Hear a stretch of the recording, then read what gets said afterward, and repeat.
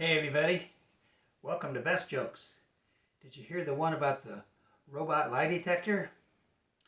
Well, the guy was telling his buddy, he says, I don't know what's wrong with my family. He says, nobody tells the truth anymore.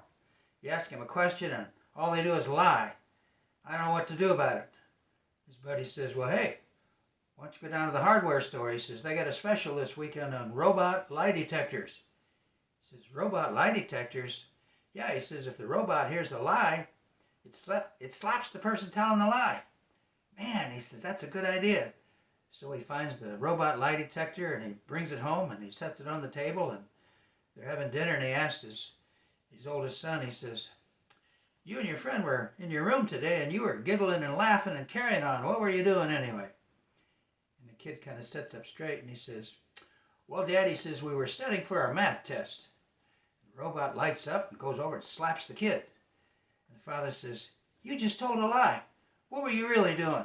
And the kid's looking at the robot and he goes, well, Fred brought over these magazines and they had pictures and he says, what? He says, you brought that kind of filth into our house? I would never do something like that. And the robot lights up and goes over and slaps the old man. And the mother is looking at him and says, look at you two.